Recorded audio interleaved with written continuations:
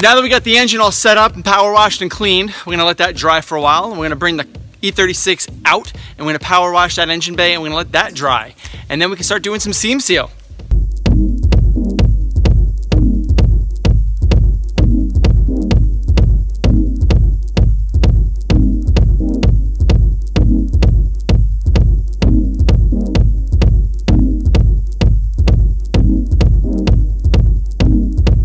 So now we're getting ready for paint and body work.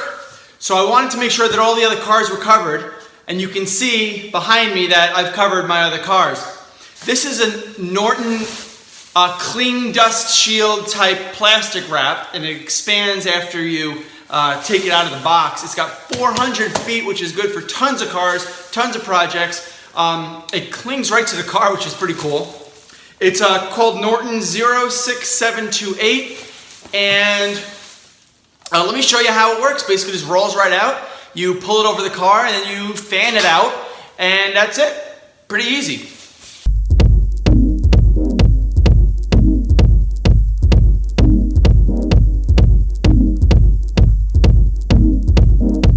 There is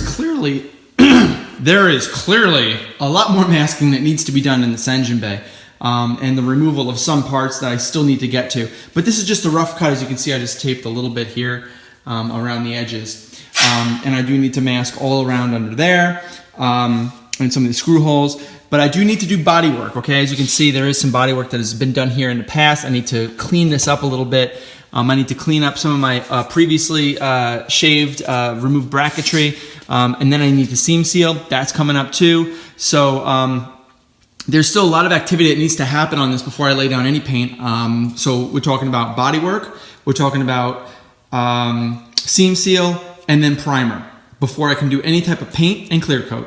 So that's what I need to do today and tomorrow, is basically prep this whole area here, and and also the bumper, the grill bracket, and the radiator core support. So this guy does need a lot of prep to be done here. As you can see, I got some 10mm hole, 10mm bolts. I got some wood screws in there. I got all type of stuff holding this thing together. So I'll have to remove a lot of this trim, remove the fog lights, do some light prep on this, and then I'm gonna lay a coat of paint down on that at the same time. Same thing for the grill bracket here. Really not too much to be done here. It's actually in pretty good condition. Just needs to be cleaned up. I mean, everything on the front end of any car is going to get beat up by rocks and chips and debris and things while driving. So it does need a little bit of TLC, but for the most part, I think I'm in good shape. Just a lot more masking, a lot more prep on that before I lay down any paint. All right, so part of any prep job, in particular for the bumper, is to remove anything that you're not going to paint. You can mask it off, or you can remove it. For the bumper, I prefer to remove it because the work involved in removing these items is going to be less than actually masking it itself, and it's going to turn out to be a better job. On the engine bay, however, I'm going to keep everything as is, and I'm just going to mask it off to the best of my ability. Usually when you're painting an engine bay, a lot of that stuff that you end up installing later just ends up covering a lot of any imperfections. And we are not going for perfect here. We're going for really good, so that when you pull up and you open up that hood, it looks like a semi-professional job.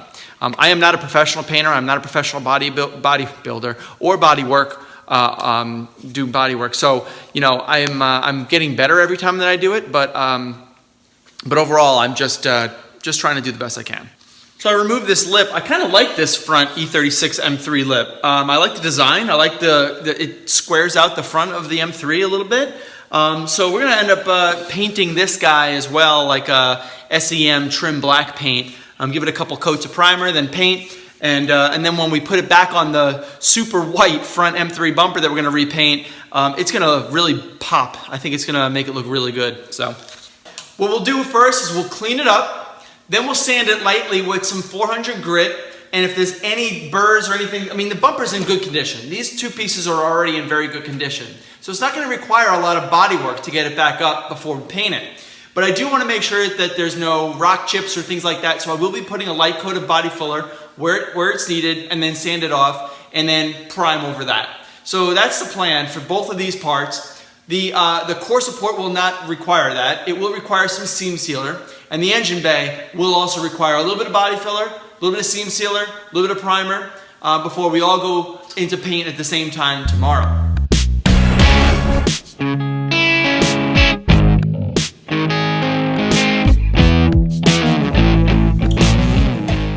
Okay, so I have a flexible sanding block and some adhesive backed 3-inch sandpaper. It's 600 grit. I'm going to sand the entire bumper and the grill bracket, and I'm going to basically scuff the entire bumper and bracket and get it ready for paint.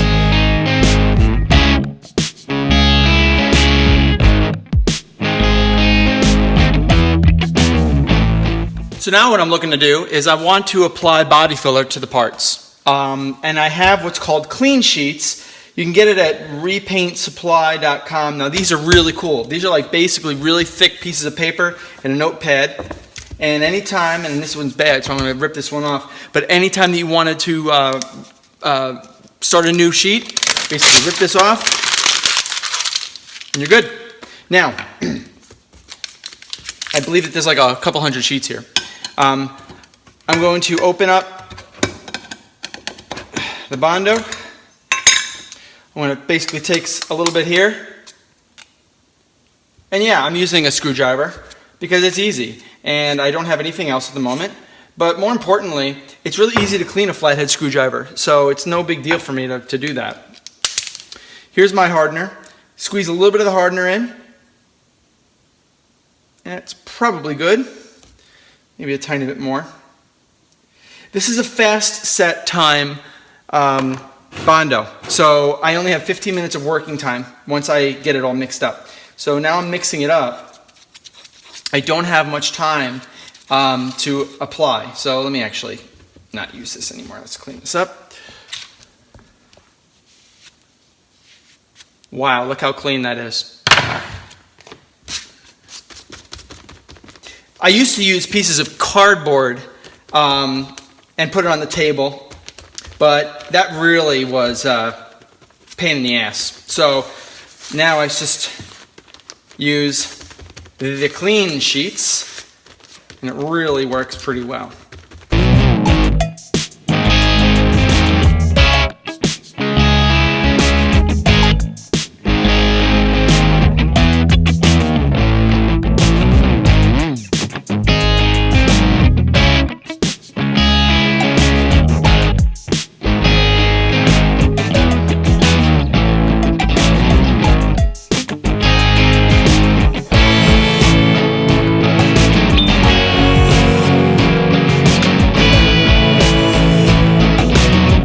Okay, while that dries, let's talk a little bit about seam sealing.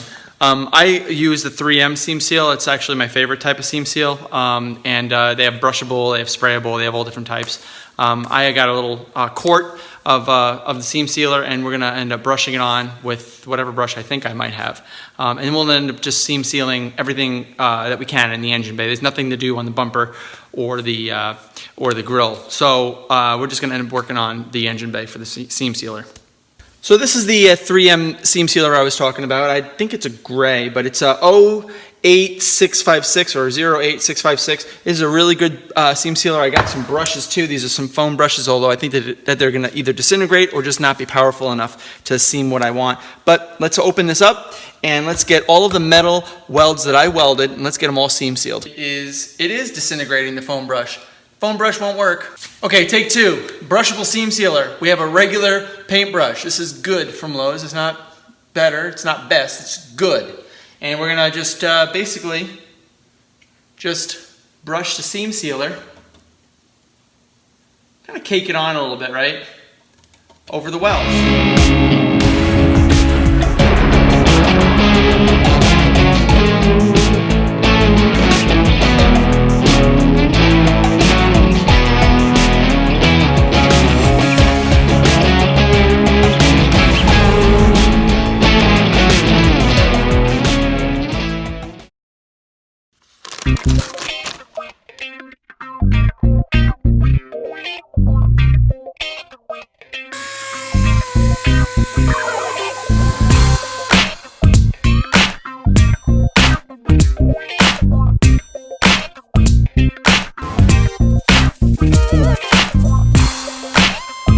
And I'm almost done, but I want to save you the boredom. So I ended up making the line defined by midway through the fender, and that's because I didn't want it to make any difference when the hood was closed, but then at the same time I wanted when you have the hood open you can have a pretty good line. So I think that that's a pretty good location. I'm going to do the same thing over here. I'll show you that in a quick time lapse. And I do need to sand the hell out of this area here. There's a lot of good Bondo there, but I do want to sand it down, smooth it all out to the best of my ability. But I am pretty much ready to go and lay some primer down to see how this all looks before we put our first coat of paint.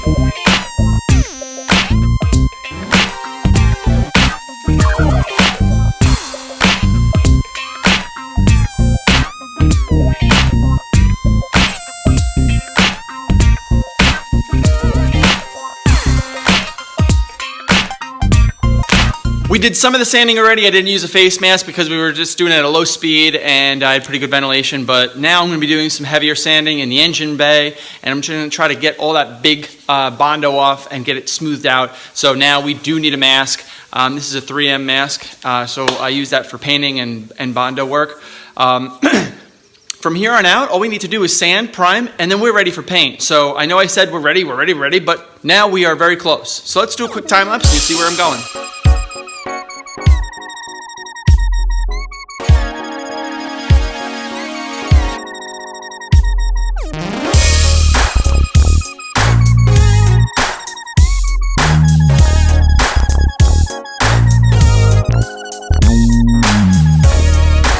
Now it's time to use a tack cloth on all the surfaces before priming or painting. After the prime, I'm going to end up using the tack cloth again. This is called a crystal tack cloth. You basically undo it until it's all a big mess, and then you jumble it up, and then you just keep on rubbing it lightly over the part to remove any type of debris, hair, or dust that might have fallen on it, and then you paint. You usually should paint right after, and that's what I plan to do with my primer. This is just a simple 2-in-1 fillable, sandable primer. So that's the plan.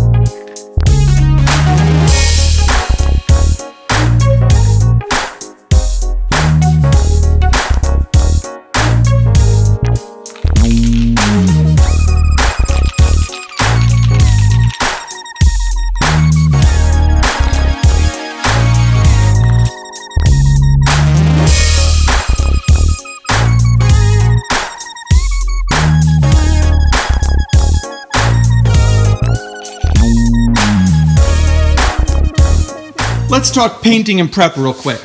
I've got this entire engine bay primed for the most part. I mean, when it really didn't need to be primed to here and here, that's okay. I'm going to sand the whole thing down again by hand with 400 grit by hand to get it really nice and smooth. I'm going to do the same thing here with the bumper. I've got the bumper basically set up here. It's all primed. I did the rough body work here. Actually, I got to prime that one little spot again because I needed to do a little touch up. But for the most part, this is basically ready to go too. And then I have the two other pieces here, the grill piece and the core support. So these guys are done and ready to go, nice and smooth, no more gashes. So I think it'll come out really nice. Hopefully the 300 paint will match. This is the paint. This is the paint. It's basically a 1-to-1 BMW Alpine Weiss 3. So this is going to be a 1-to-1 ratio mix with a medium reducer. And this is a shop line as well. This is a medium hardener with a polyurethane clear coat. This is a 4-to-1 mix for the clear coat. I plan to do 2 coats of light because I'm using a gray primer, so I'll have really good coverage on the gray primer. And I plan to do 2 coats of clear, and then have leftover if I need it for other things as well. And for a paint gun, I have a Nest Iwata. This is an LPH 400 rather. This is about $400. I don't know why they call it a 400, but it is a $400 paint gun. It is going to be. I'm going to be using it for my base and my clear. It's got a 1.2 millimeter pintle cap, and it will be used for both base and clear. I have my respirator all set up and ready to go. So that's the plan for paint. I do need to sand everything down to 400 by hand, and then I am laying some paint down, finally.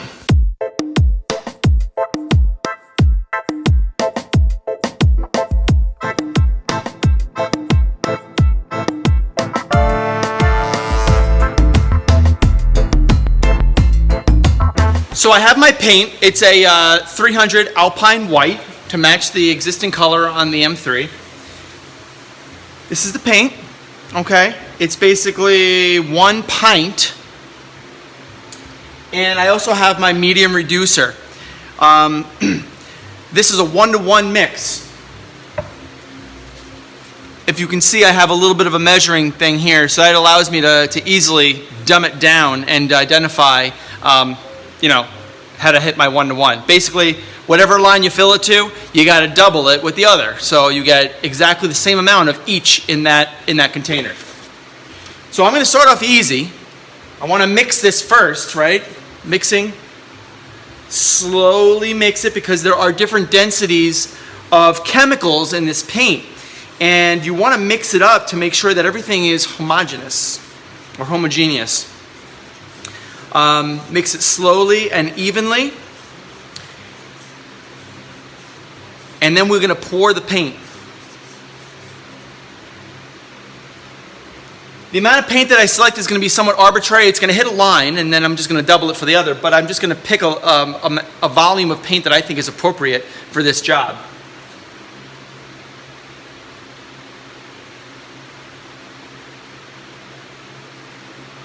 Okay, let's start off with this.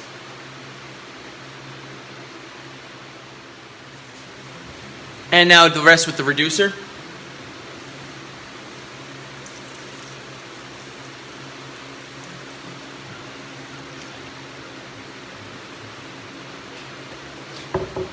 Now mix it up. Now because I'm mixing it, there's some air bubbles that kind of get caught up in there. So I'm going to let it sit for a little bit.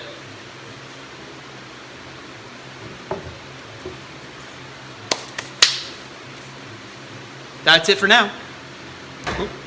Then you put your cap. Geez, why the heck am I? You put your cap on. Turn it in. Then your paint goes in. And we'll just leave it there for now, just to hold it. While I explain to you how I set up my booth. So I know that this is nothing special, but I have a lot of cars in this garage right now that I just can't move. So I can't set up a formal booth, but I am painting an engine bay, so I'm not too concerned about the level of detail for an engine bay, considering that it's gonna get gross and grody anyway. I do care about it. That's why I took so much care in masking it off. I do have 3 box fans here that are kind of rigged up. This is from a previous paint booth setup. As you can see, it's yellow from painting my E21. And I have the fans basically just blowing straight out. That's going to prevent any type of dust from falling on this. This is the important thing, is that you don't want dust falling on this. Okay? You want the air to be continually moving. You want to filter the air out of the garage, and so that nothing settles on, you know, tools or whatever you have. If you don't have a formal paint booth setup, this is the next best thing to do. I think that for our purposes, I think this is just going to be just fine. It does provide good airflow, it provides good circulation, and I think that it's going to achieve the objective of keeping this garage relatively clean and keeping the parts free from dust and debris.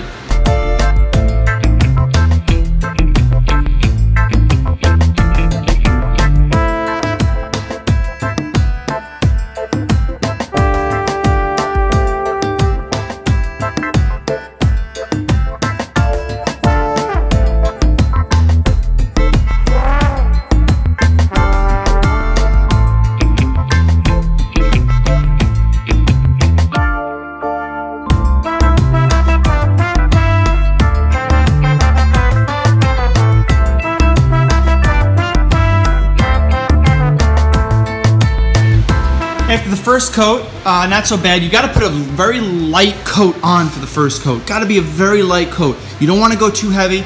I don't really care about the bottom. You really want to go very light with the first coat. I do have some fisheye this developed in a couple of areas. I'm hoping that the second coat will be able to get that out, but I'm going to sand it down and I'm going to see if I can try getting it out. Generally here, there's some fisheye. This area turned out pretty good as well. I'm pretty happy about that. Yeah, I mean, overall, I'm pretty pleased. First coat's very light. It was a gray primer, and now we're dealing with a white paint, so it's really not very noticeable. So you have to be very careful. It could trick you. It could trick you into thinking that you are not putting as heavy of a coat as you think you are, but you really are. And if you end up trying to put too much on, you're going to end up getting drips and runs. And that's where things really start going bad. So you got to trust yourself in that you're putting a light coat down, that you're putting an adequate coat down, so that when it does dry, it'll dry nice and even, and then you don't have to worry about cleaning up drips or doing any type of post-level clear coat sanding, which is obviously inevitable, but you want to minimize it as much as possible. So let's wait a little bit, and let's wait for the second coat So let's wait a little bit for the first coat to dry, and then we'll get into the second coat shortly. All right, second coat done. You can see the color is a lot more uniform. It's still a little bit wet, which is why it's shiny. It should not be shiny. Remember, we haven't put clear coat on yet. Does look good. I mean, this is what it will look like with clear coat. You can see I got in the rails there, the back. I didn't focus too much on the lower. Remember, I'm going to end up putting the black rhino liner down there. I got a couple of drips. There's a little error there. I got to fix that. But overall, I mean, the surfaces that really matter seems to have done pretty good. I'm pretty impressed. Really am. I got my 2 to 3 coats of base coat. Now it's time to apply the clear. But before we do that, we need to clean the gun. And I'm going to be using the same gun, same 1.2 millimeter pintle. And I'm going to clean the gun. I'm going to show you how to clean the gun with lacquer thinner. And I'm going to get this prepared for clear coat in a 4-to-1 mix ratio with the hardener and the clear coat. To clean the gun, there is no more powerful chemical to clean all the paint off of your gun other than lacquer thinner. Not paint thinner, lacquer thinner. Very important, big difference. This is very, very, very powerful and very noxious, so you really need to be careful when you're breathing this stuff in. I use this spray gun cleaning kit. This is basically a pressurized bottle that you press, and it allows the fluid to come out, and it goes into an empty can. I use this can, and it ends up evaporating, but I use this to clean up the paint gun. Now let me show you how to clean the paint gun.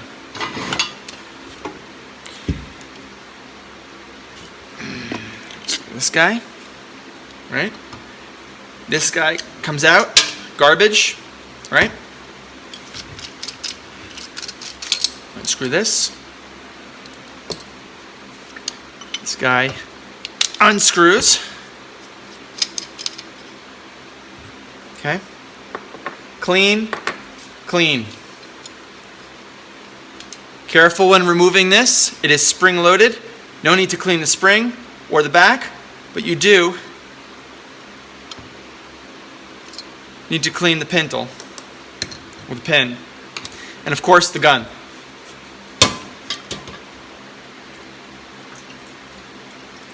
When you clean the gun, you want to put the lacquer thinner all over it and open, well, you don't really need to open the trigger, it doesn't really matter. But you do need to essentially just get all of it in there until there's no more white that comes through.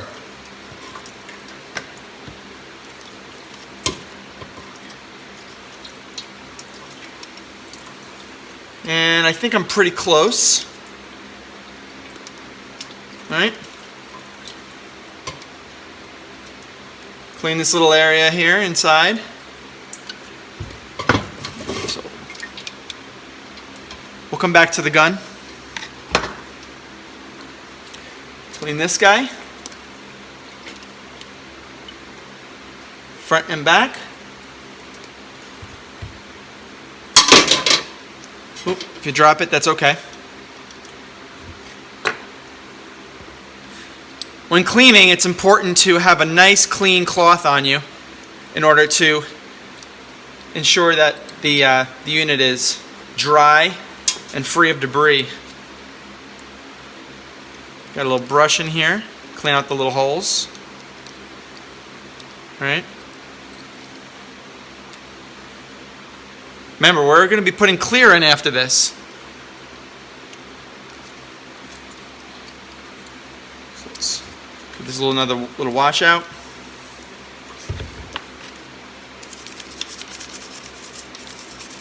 Okay. Dry her off. And lay her down. This is a pretty easy one to clean.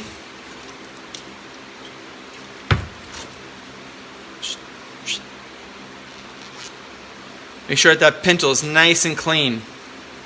We also want to put a little bit of lube on here so that when you do squeeze the gun, these parts that move in and out is free to move. It doesn't bind up. You really don't want it to bind up.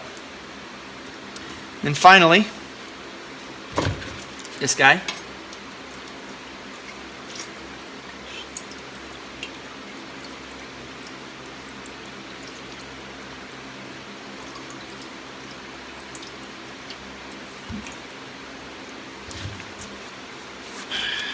Up. Again. Clean inside. And this guy's good to go too. Back to the gun. Kind of want to clean off all this, all the paint from the outside.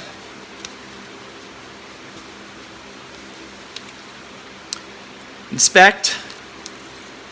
Make sure it's nice and shiny still. You're good. Let's put some oil on this. There's this thing called a spray gun lubricant by Awada. And ideally you want to just put like a little bit on the areas. And then just kind of, just a tiny bit. And then just give it a little, how's your father, you know? Put it back in. You can set the spring, put the cap on, just a couple of turns. That's all you need. Just a couple of turns on this. And then you test it out, exercise a little bit. Then put this guy back on. Just screws right on. Use the tool, tighten her up. Very important. Don't forget to tighten that up. And then your nozzle. And when you do this, you want to make sure that it's spraying as straight as possible. This orientation will result in a fan football that looks kind of up and down. So now I'm in good shape. Good. Ready for Clearcoat. I talked briefly about the Devilbiss kit that I used, and I want to go into a little bit more detail about what that kit entails. You can get them on tons of different websites. Any type of painting store website, you can get them. You can just Google them. This is the this is basically a reusable cap, okay? You want to reuse this for anything you do. Let me take the old one out, right? Because it's probably a good idea to take the old one out. This right here, garbage. Yes, I know it produces a lot of garbage, and I'm sorry, but I do not plan to use these. They're so convenient, but it does limit the amount of cleanup, and it does help expedite your painting and from transition from base to clear. But anyway, you have this reusable, not a reusable, you have this throwaway liner here. The liner, well, I actually have two in here.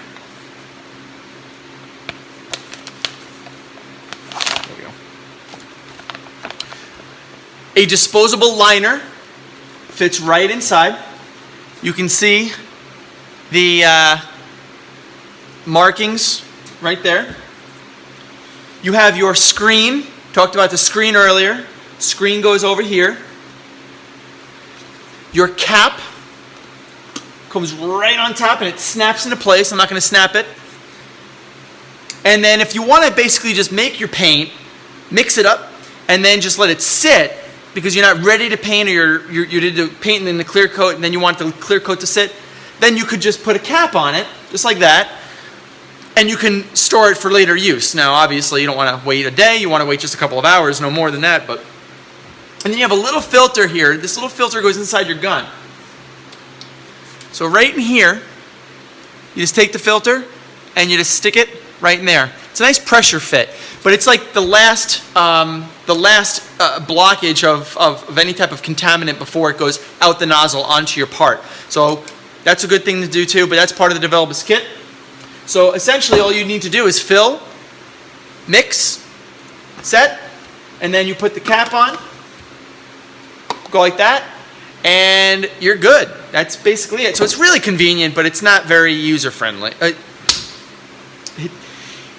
So it's really convenient, it's just not very environmentally friendly. It makes a lot more garbage. So it's take your pick. So the Clearcoat here is a 4-to-1 mix.